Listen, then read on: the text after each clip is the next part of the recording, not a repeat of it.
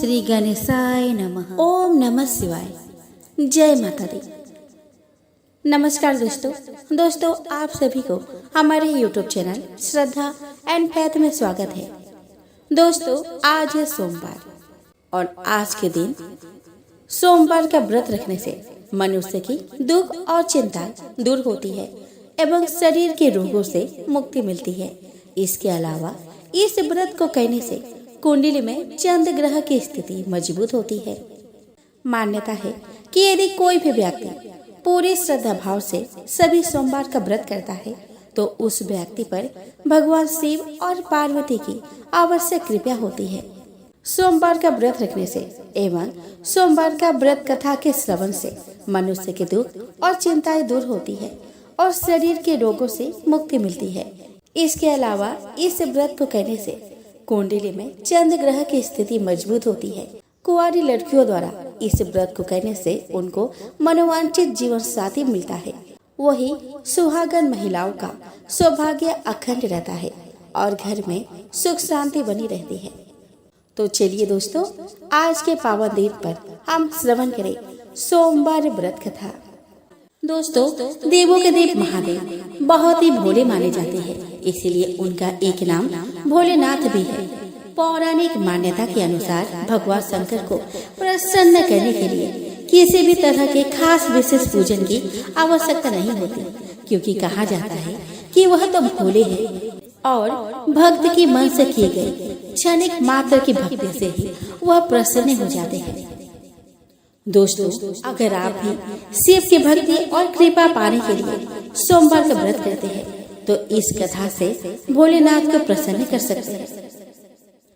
दोस्तों एक बार किसी नगर में एक साहूकार रहता था।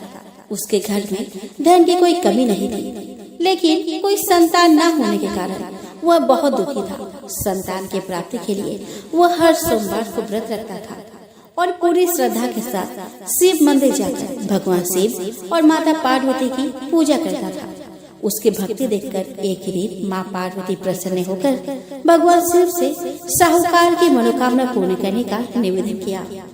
पार्वती के आग्रह पर भगवान शिव ने कहा कि हे पार्वती, इस संसार में हर प्राणी को उसके कर्म का फल मिलता है और जिसके भाग्य में जो हो उसे भोगना ही पड़ता है। लेकिन पार्वती जी ने साहूकार की भक्ति देखकर उसकी मनोकामना पूर्ण करने की इच्छा व्यक्त की। माता पार्वती के आग्रह पर शिव जी ने साहूकार को पुत्र प्राप्ति का वरदान तो दे दिया, लेकिन उन्हें बताया कि यह बालक 12 वर्ष तक ही जीवित रहेगा। माता पार्वती और भगवान शिव की बातचीत को साहूकार सुन रहा था, इसलिए उसे न तो इस बात की खुशी थी और न ही दुख। वह पहले की भांति शिव जी की पूजा करता रहा। कुछ समय बाद साहूकार की पत्नी ने एक पुत्र को जन्म दिया। जब वह बालक 11 वर्ष का हुआ तो उसे पढ़ने के लिए काशी भेज दिया गया। साहूकार ने पुत्र के मामा को बुलाकर उसे बहुत सारा धन देते हुए कहा कि तुम इस बालक को काशी विद्या प्राप्ति के लिए ले जाओ। तुम लोग रास्ते में यज्ञ कराते जाना और ब्राह्मणों को भोजन दक्षिणा देते हुए जाना। दोनों मामा भांजे इसी तरह यज्ञ कराते और ब्राह्मणों को दान दक्षिणा देते काशी नगरी निकल पड़े। इस दौरान रात में एक नगर पड़ा, जहाँ नगर के राजा की कन्या का विवाह था, लेकिन जिस राजकुमार से उसका विवाह होने वाला था वह एक आंख से काना था।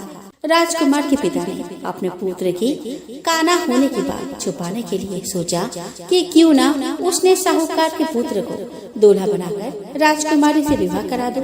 विवाह के बाद इसको धन देकर विदा कर दूंगा और राजकुमारी को अपने नगर ले जाऊंगा। लड़के को दूल्हे के वस्त्र पहनाकर राजकुमारी से विवाह करा दिया गया। दोस्तों साहूकार का पुत्र ईमानदार था। उसे यह बात सही नहीं लगी, इसीलिए उसने अवसर पाकर राजकुमारी के दुपट्टे पर लिखा कि तुम्हारा विवाह तो मेरे साथ हुआ है, लेकिन जिस राजकुमार के संग तुम्हें भेजा जाएगा वह एक आंख से काना है। मैं तो काशी पढ़ने जा रहा हूँ। जब राजकुमारी ने चुन्नी पर लिखी बातें पढ़ी तो उसने अपने माता पिता को यह बात बताई। राजा ने अपने पुत्री को विदा नहीं किया, फिर बारात वापस चली गई। दूसरी ओर साहूकार का लड़का और उसका मामा काशी पहुँचे और वहाँ जाकर उन्होंने यज्ञ किया। जिस दिन लड़का 12 साल का हुआ उस दिन भी यज्ञ का आयोजन किया। लड़के ने अपने मामा से कहा कि मेरी तबीयत कुछ ठीक नहीं है। मामा ने कहा कि तुम अंदर जाकर आराम कर लो। शिव जी के वरदान अनुसार कुछ ही देर में उस बालक के प्राण निकल गए। मृत भांजे को देखकर उसके मामा ने विलाप करना शुरू कर दिया। संजोग बस उसी समय शिव जी और माता पार्वती उधर से जा रहे थे। पार्वती माता ने भोलेनाथ से कहा कि स्वामी, मुझे इसके रोने के स्वर सहन नहीं हो रहा। आप इस व्यक्ति के कष्ट को अवश्य दूर करें। जब शिव जी मृत बालक के समीप गए तो वह बोले कि यह उसी साहूकार का पुत्र है जिसे मैंने 12 वर्ष की आयु का वरदान दिया था। अब इसकी आयु पूरी हो चुकी है। लेकिन मातृ भाव से विभोर माता पार्वती ने कहा कि हे महादेव, आप इस बालक को और आयु देने की कृपा करें, अन्यथा इसके वियोग में इसके माता पिता भी तड़प तड़प कर मर जाएंगे। माता पार्वती के पुनः आग्रह पर भगवान शिव ने उस लड़के को जीवित होने का वरदान दिया। शिव जी की कृपा से वह लड़का जीवित हो गया। शिक्षा पूरी करके लड़का मामा के साथ अपने नगर की ओर वापस चल दिया। दोनों चलते हुए उसी नगर में पहुँचे जहाँ उसका विवाह हुआ था। उस नगर में भी उन्होंने यज्ञ का आयोजन किया।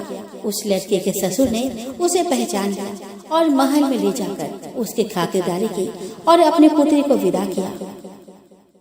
इधर साहूकार और उसकी पत्नी भूखे प्यासे रहकर बेटे की प्रतीक्षा कर रहे थे। उन्होंने प्रण कर रखा था कि यदि इन्हें अपने बेटे का मृत्यु का समाचार मिला तो वह भी प्राण त्याग लेंगे। परंतु अपने बेटे के जीवित होने का समाचार पाकर वे बेहद प्रसन्न हुए। उसी रात भगवान शिव ने साहूकार के स्वप्न में आकर कहा कि हे सृष्टि, मैंने तेरे सोमवार के व्रत करने और व्रत कथा सुनने से प्रसन्न होकर तेरे पुत्र को लंबी आयु प्रदान की है। इसी प्रकार जो कोई सोमवार व्रत करता है या कथा सुनता और पढ़ता है उसके सभी दुख दूर होते हैं और सभी मनोकामनाएं पूर्ण होती है। आइए दोस्तों, अब हम श्रवण करें शिव पुराण का बिंदुक ब्राह्मण की कथा। दोस्तों, समुद्र के निकटवर्ती प्रदेश में वास्कल नामक गांव है जहां वैदिक धर्म से विमुख महापापी मनुष्य रहते हैं। वे सभी दुष्ट हैं और उनका मन दूषित विषय भोगों में ही लगा रहता है। वे देवताओं एवं भाग्य पर विश्वास नहीं करते। वे सभी कुटिल वृत्ति वाले हैं। वे किसानी करते हैं और विभिन्न प्रकार के अस्त्र शस्त्र रखते हैं। वे व्यभिचारी हैं। वे इस बात से पूर्णतः अनजान हैं कि ज्ञान, वैराग्य तथा सद्धर्म ही मनुष्य के लिए परम पुरुषार्थ है। वे सभी पशु बुद्धि हैं। अन्य समुदाय के लोग भी उन्हीं की तरह बुरे विचार रखने वाले धर्म से विमुख हैं। वे नित्य कुकर्म में लगे रहते हैं एवं सदा विषय भोगों में डूबे रहते हैं। वहाँ की स्त्रियां भी बुरे स्वभाव की, स्वेच्छाचारिणी, पाप में डूबी, कुटिल सोच वाली और व्यभिचारिणी है। वे सभी सद्व्यवहार और सदाचार से सर्वथा शून्य है। वहाँ सिर्फ दुष्टों का निवास है। वास्कल नामक गांव में बिदुक नाम का एक ब्राह्मण रहता था। वो अधर्मी, दुरात्मा और महापापी था। उसकी स्त्री बहुत ही सुंदर थी। उसका नाम चंचूला था। वह सदा उत्तम धर्म का पालन करती थी, परंतु विदुर वैश्यगामी था। इस तरह कुकर्म करते हुए बहुत समय व्यतीत हो गया। उसकी स्त्री काम से पीड़ित होने पर भी स्वधर्म नाश के भय से कलेश सहकर भी काफी समय तक धर्म भ्रष्ट नहीं हुई, परंतु आगे चलकर वह भी अपने दुराचारी पति के आचरण से प्रभावित होकर दुराचारिणी और अपने धर्म से विमुख हो गई। इस तरह दुराचार में डूबे हुए उन पति पत्नी का बहुत सा समय व्यर्थ बीत गया। वैश्यगामी दूषित बुद्धि वाला वह दुष्ट ब्राह्मण विदुक समय अनुसार मृत्यु को प्राप्त हुआ और नरक में चला गया। बहुत दिनों तक नरक के दुखों को भोगकर वह मूढ़ बुद्धि पापी विंध्या पर्वत पर भयंकर पिशाच हुआ। इधर उस दुराचारी विदुक के मर जाने पर वह चंचूला नामक स्त्री बहुत समय तक पुत्री के साथ अपने घर में रहती रही। पति की मृत्यु के बाद वह भी अपने धर्म से गिरकर पर पुरुषों का संग करने लगी। सतिया विपत्ति में भी अपने धर्म का पालन करना नहीं छोड़ती। यही तो तप है। तप कठिन तो होता है, लेकिन इसका फल मीठा होता है। विषयी इस सत्य को नहीं जानता, इसीलिए वह विषयों के विष फल का स्वाद लेते करता है। एक दिन देवयोग से किसी पुण्य पर्व के आने पर वह अपने भाई बंधुओं के साथ गोकर्ण क्षेत्र में गई। उसने तीर्थ के जल में स्नान किया और बंधुजनों के साथ यत्र तत्र घूमने लगी। घूमते घूमते वह एक देव मंदिर में गई। वहां उसने एक ब्राह्मण के मुख से भगवान शिव की परम पवित्र एवं मंगलकारी कथा सुनी। कथावाचक ब्राह्मण कह रहे थे कि जो स्त्रियां व्यभिचार करती है वे मरने के बाद जब यमलोक जाती है तो यमराज के दूत उन्हें तरह तरह से संयंत्रण देते हैं। वे उसके कामांगों को तप्त लोहे दंड से दागते हैं। तप्त लोहे के पुरुष से उसका संसर्ग कराते हैं। वे सारे दंड इतने वेदना देने वाले होते हैं कि जीव पुकार पुकार कर कहता है कि अब वह ऐसा नहीं करेगा, लेकिन यमदूत उसे छोड़ते नहीं। कर्मों का फल तो सभी को भोगना ही पड़ता है। देव, ऋषि, मनुष्य सभी इससे बंधे हुए हैं। ब्राह्मण के मुख से यह वैराग्य बढ़ाने वाली कथा सुनकर चंचुला भय से व्याकुल हो गई। कथा समाप्त होने पर सभी लोग वहां से चले गए। तब कथा वाचने वाले ब्राह्मण देवता से चंचुला ने कहा कि हे ब्राह्मण, धर्म को न जानने के कारण मेरे द्वारा बहुत बड़ा दुराचार हुआ है। स्वामी, मेरे ऊपर कृपा कर मेरा उद्धार कीजिए। आपके प्रवचन को सुनकर मुझे इस संसार से वैराग्य हो गया है। मुझ मूढ़ चित्त वाली पापिनी को धिक्कार है। मैं निंदा के योग्य हूँ। मैं बुरे विषयों में फंसकर अपने धर्म से विमुख हो गई थी। कौन मुझ जैसी कुमार्ग में मन लगाने वाली पापिनी का साथ देगा? जब यमदूत मेरे गले में फंदा डालकर मुझे बांध कर ले जाएंगे और नरक में मेरे शरीर के टुकड़े करेंगे, तब मैं कैसे उन महायातनाओं को सहन कर पाऊंगी? मैं सब प्रकार से नष्ट हो गई हूँ, क्योंकि अभी तक मैं हर तरह से पाप में डूबी रही हूँ। हे ब्राह्मण, आप मेरे गुरु हैं। आप ही मेरे माता पिता हैं। मैं आपके शरण में आई हूँ। मुझ अबला का अब आप ही उद्धार कीजिए। इस प्रकार विलाप करते हुए चंचुला ब्राह्मण देवता के चरणों में गिर पड़ी। तब ब्राह्मण ने उसे कृपा पूर्वक उठाया। ब्राह्मण बोले कि नारी, तुम सौभाग्यशाली हो जो भगवान शंकर की कृपा से तुमने वैराग्यपूर्ण शिव पुराण की कथा सुनकर समय से अपनी गलती का एहसास कर लिया है।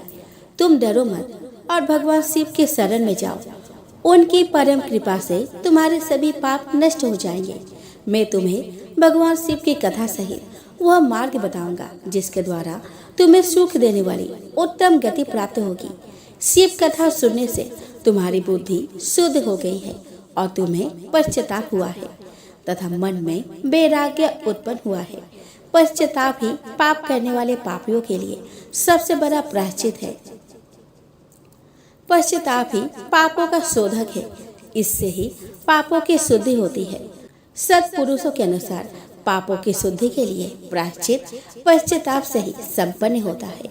जो मनुष्य अपने कुकर्म के लिए पश्चाताप नहीं करता वह उत्तम गति प्राप्त नहीं करता, परंतु जिसे अपने कुकृत्यों पर हार्दिक पश्चाताप होता है वो अवश्य उत्तम गति का भागीदार होता है। इसमें कोई शक नहीं है। शिव पुराण की कथा सुनने से चित्त की शुद्धि और मन निर्मल हो जाता है। शुद्ध चित्त में ही भगवान शिव व पार्वती का वास होता है। वह शुद्ध आत्मा पुरुष सदाशिव के पद को प्राप्त होता है। इस कथा का श्रवण सभी मनुष्य के लिए कल्याणकारी है, अतः इसकी आराधना और सेवा करनी चाहिए। यह कथा भव बंधन रूपी रोग का नाश करने वाली है। भगवान शिव की कथा सुनकर हृदय में उसका मनन करना चाहिए। इससे चित्त की शुद्धि होती है। चित्त शुद्धि होने से ज्ञान और वैराग्य के साथ महेश्वर की भक्ति निश्चय ही प्रकट होती है तथा उनके अनुग्रह से दिव्य मुक्ति प्राप्त होती है। हे ब्राह्मण पत्नी, तुम अन्य विषयों से अपने मन को हटाकर भगवान शंकर की इस परम कथा को सुनो। इससे तुम्हारे चित्त की शुद्धि होगी और तुम्हें मोक्ष की प्राप्ति होगी। जो मनुष्य निर्मल हृदय से भगवान शिव के चरणों का चिंतन करता है, उसकी एक ही जन्म में मुक्ति हो जाती है। यह कहकर वे ब्राह्मण चुप हो गए। उनका हृदय करुणा से भर गया। वे ध्यान में मग्न हो गए। ब्राह्मण का उक्त उपदेश सुनकर चंचुला के नेत्रों में आनंद के आंसू छलक आए। वह हर्ष भरे हृदय से ब्राह्मण देवता के चरणों में गिर गई और हाथ जोड़कर बोली कि मैं कृतार्थ हो गई। हे ब्राह्मण, शिव भक्त में श्रेष्ठ स्वामी, आप धन्य हैं। आप परमार्थदर्शी हैं और सदा परोपकार में लगे रहते हैं। साधु, मैं नरक के समुद्र में गिर रही हूँ। कृपया कर मेरा उद्धार कीजिए। किस पौराणिक व अमृत के समान सुंदर शिव पुराण कथा की बात आपने की है, उसे सुनकर ही मेरे मन में वैराग्य उत्पन्न हुआ है। उस अमृतमय शिव पुराण की कथा को सुनने के लिए मेरे मन में बड़ी श्रद्धा हो रही है। कृपया आप मुझे उसे सुनाइए। शिव पुराण की कथा सुनने की इच्छा मन में लिए हुए चंचुला उन ब्राह्मण देवता के सेवा में वहीं रहने लगी। उस गोकर्ण नामक महाक्षेत्र में उस ब्राह्मण देवता के मुख से चंचुला शिव पुराण की भक्ति, ज्ञान और वैराग्य बढ़ाने वाली और मुक्ति देने वाली परम उत्तम कथा सुनकर कृतार्थ हुई। उसका चित्त शुद्ध हो गया। वह अपने हृदय में शिव के सगुण रूप का चिंतन करने लगी। वह सदैव शिव के सच्चिदानंदमय स्वरूप का स्मरण करती थी। तत्पश्चात अपना समय पूर्ण होने पर चंचुला ने बिना किसी कष्ट के अपना शरीर त्याग दिया। उसे लेने के लिए एक दिव्य विमान वहां पहुंचा। यह विमान शोभा साधना से सजा था एवं शिवगणों से सुशोभित था। चंचुला विमान से शिवपुरी पहुंची। उसके सारे पाप धुल गए। वह दिव्यांगना हो गई। वह गौरांग देवी मस्तक पर आधर चंद्र का मुकुट वो अन्य दिव्य आभूषण पहने शिवपुरी पहुंची। वहां उसने सनातन देवता त्रिनेत्रधारी महादेव को देखा। सभी देवता उनकी सेवा में भक्ति भाव से उपस्थित थे। उनकी आंग कांति करोड़ों सूर्य के समान प्रकाशित हो रही थी। 5 मुख और हर मुख में 3-3 नेत्र थे। मस्तक पर आधर चंद्राकार मुकुट शोभायमान हो रहा था। कंठ में नील चिन्ह था। उनके साथ में देवी गौरी विराजमान थी, जो विद्युत पुंज के समान प्रकाशित हो रही थी। महादेव जी की कांति कपूर के समान गौर थी। उनके शरीर पर श्वेत वस्त्र थे तथा शरीर श्वेत भस्म से युक्त था। इस प्रकार भगवान शिव के परम उज्जवल रूप के दर्शन कर चंचुला बहुत प्रसन्न हुई। उसने भगवान को बारंबार प्रणाम किया और हाथ जोड़कर प्रेम, आनंद और संतोष से युक्त हो विनम्र भाव से खड़ी हो गई। उसके नेत्रों से आनंद अश्रुओं की धारा बहने लगी। भगवान शंकर व भगवती गौरी उमा ने करुणा के साथ सौम्य दृष्टि से देखकर चंचुला को अपने पास बुलाया। गौरी उमा ने उसे प्रेम पूर्वक अपनी सखी बना लिया। चंचुला सुख पूर्वक भगवान शिव के धाम में उमा देवी के सखी के रूप में निवास करने लगी। एक दिन चंचुला आनंद में मग्न हो उमा देवी के पास गई और दोनों हाथ जोड़ के उनकी स्तुति करने लगी। चंचुला बोली कि हे गिरिराज नंदिनी, स्कंद माता उमा, आप सभी मनुष्य एवं देवताओं द्वारा पूज्य तथा समस्त सुखों को देने वाली है। आप शंभु प्रिया है। आप ही सगुणा और निर्गुणा है। हे सच्चिदानंद स्वरूपिणी, आप ही प्रकृति के पोषक है। हे माता, आप ही संसार की सृष्टि, पालन और संहार करने वाली है। आप ही ब्रह्मा, विष्णु और महेश को उत्तम प्रतिष्ठा देने वाली परम शक्ति है। सदगति प्राप्त चंचुला इस प्रकार देवी की स्तुति कर शांत हो गई। उसकी आंखों में प्रेम के आंसू उमड़ आए। तब शंकर प्रिया भक्त वत्सला उमा देवी ने बड़े प्रेम से चंचुला को चुप कराते हुए कहा कि सखी चंचुला, मैं तुम्हारे स्तुति से प्रसन्न हूँ। बोलो, क्या वर मांगती हो? चंचुला बोली कि हे गिरिराज कुमारी, मेरे पति विदुर इस समय कहाँ है? उनकी कैसे गति हुई है मुझे बताइए और कुछ ऐसा उपाय कीजिए ताकि हम फिर से मिल सके। हे महादेवी, मेरे पति एक शूद्र जाति वेश्या के प्रति आसक्त थे और पाप में ही डूबे रहते थे। गिरिजा बोली कि बेटी, तुम्हारा पति विदुर बड़ा पापी था, उसका अंत बड़ा भयानक हुआ। वेश्या को उपभोग करने के कारण वह मूर्ख नरक में अनेक वर्षों तक अनेक प्रकार के दुख भोग कर अब शेष पाप को भोगने के लिए विंध्या पर्वत पर पिशाच के योनि में रह रहा है। वह दुष्ट वही वायु पी कर रहता है और सब प्रकार के कष्ट सहता है। गौरी देवी की यह बात सुनकर चंचुला अत्यंत दुखी हो गई।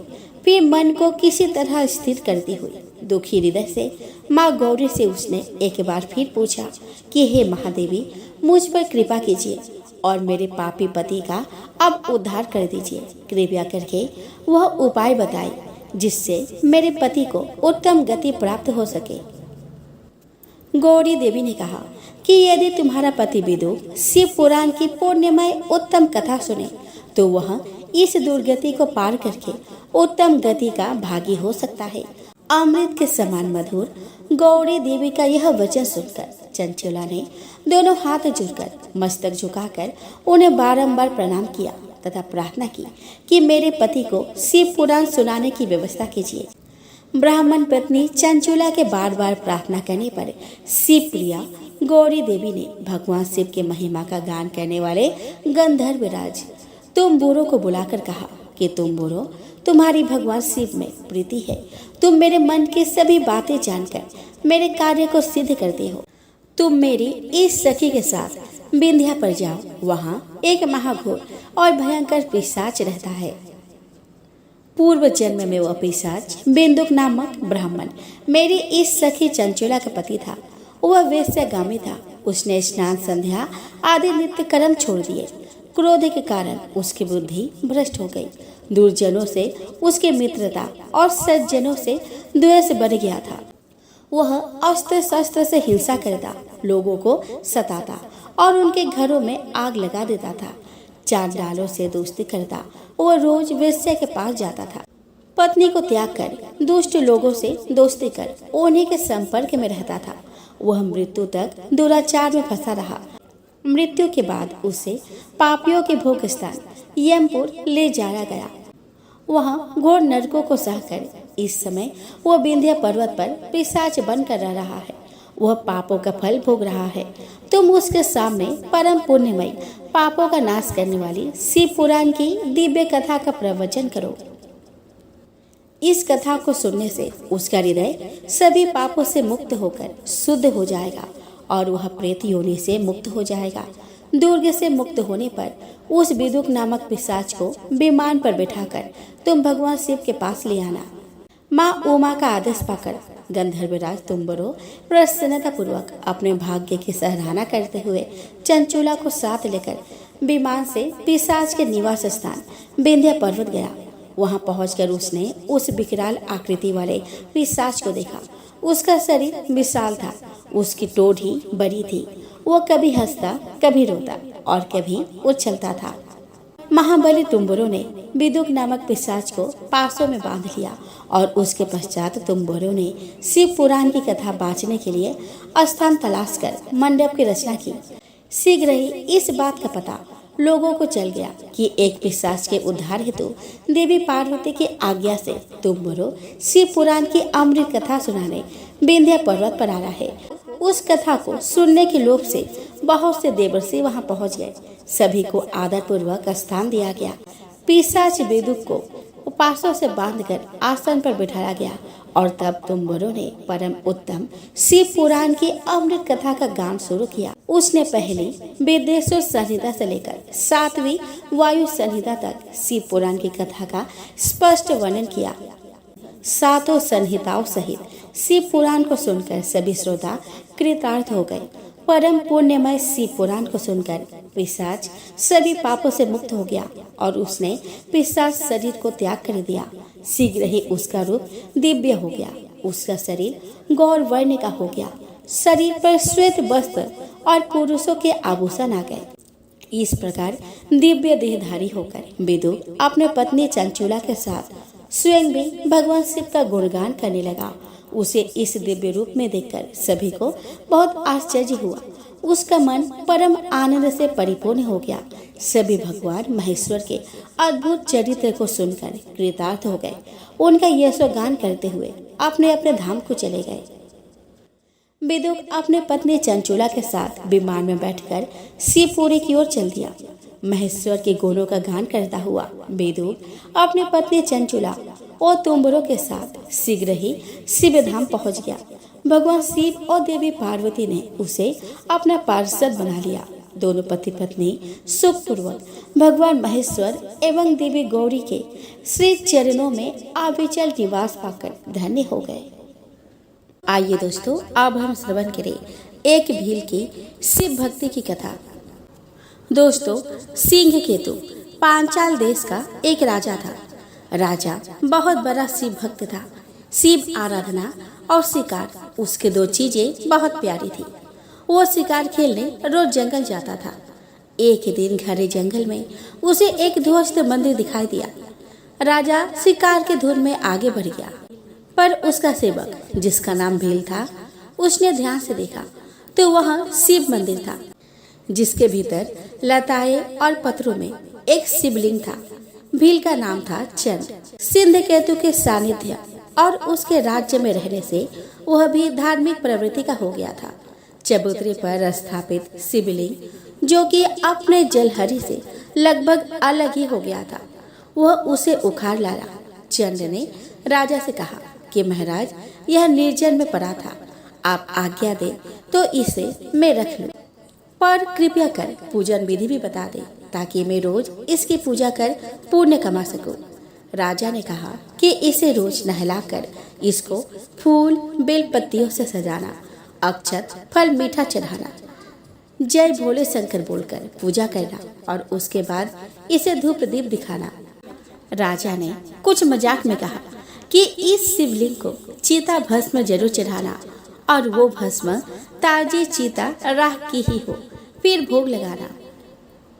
शिकार से राजा तो लौट गया, पर भील जो उसी जंगल में रहता था, उसने अपने घर जाकर साफ सुथरे स्थान पर शिवलिंग की स्थापना की और रोज ही पूजा करने का अटूट नियम बनाया। भील के रोज पूजा करने से उसकी पत्नी में भी संस्कार जागे। वह भील की सहायता करने लगी। कुछ दिन और बीते तो भील ने पूजा में पर्याप्त रुचि लेने लगी। एक दिन भील पूजा करके बैठा तो देखा कि सारी पूजा सामग्री तो मौजूद है, लेकिन चीता भस्म लाना तो वह भूल ही गया। वह भागता हुआ जंगल के बाहर स्थित एक शमशान पर गया। आश्चर्य, आज तो कोई चीता जल ही नहीं रही थी। पिछली रात जली हुई चीता का कोई नामो निशान न था, जबकि उसे लगता था कि रात को मैं यहाँ से भस्म ले गया हूँ। भील भागता हुआ उल्टे पांव घर पहुँचा।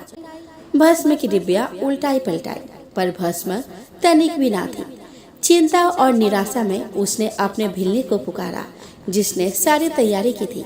पत्नी ने कहा कि आज बिना भस्म के ही पूजा कर लो, शेष तो सब तैयार है। पर भील ने कहा कि नहीं, राजा ने कहा था कि चीता भस्म बहुत जरूरी है, वह मिली नहीं, क्या करूं? भील चिंतित हो उठा। भील ने भिल्ली से कहा कि प्रिय, यदि मैं आज पूजा न कर पाया तो मैं जिंदा ना रहूंगा।